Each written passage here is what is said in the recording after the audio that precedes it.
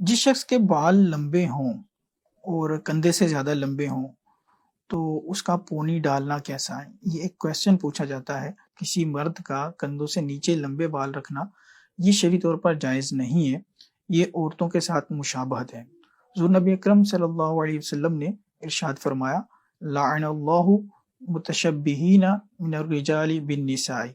अल्लाह ताला उन मर्दों पर लानत फरमाता है जो औरतों के साथ मुशाबहत करते हैं। अगर किसी के बाल लंबे हैं या बिलफर्ज कंधों से छोटे हैं लेकिन वो बालों को पोनी डालता है, तो पोनी डालना भी शरई तौर पर जायज़ नहीं है, क्योंकि ये बालों को इस तरह पोनी के साथ लपेटना जो है ये भी औरतों का तरीका है। एक और हदीस पाक में हुज़ूर अलैहिस्सलातु वस्सलाम ने इरशाद फरमाया, अल्लाह ताला उस मर्द पर लानत फरमाता है, यलबसु लिब्सतल मरअती, जो औरत के पहनने की चीज़ पहनता है।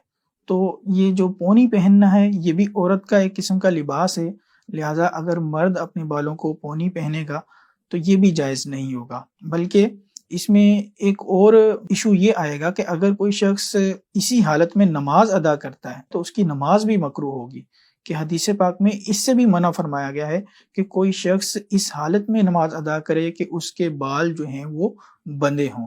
लिहाजा कोशिश करें कि अहकाम शरिया पर अमल करें। हज़ूर अलैहिस्सलातु वस्सलाम की ये सुन्नत मुबारक थी कि बाल आपके अगर लंबे होते तो ज़्यादा से ज़्यादा उसकी हद ये थी कि कंधों को छू जाते, इससे ज़्यादा लंबे नहीं होते।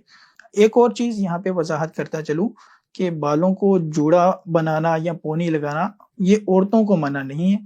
औरतें अगर इसी तरह पोनी लगाकर जूड़ा बांध के नमाज अदा करेंगी तो इसमें कोई हर्ज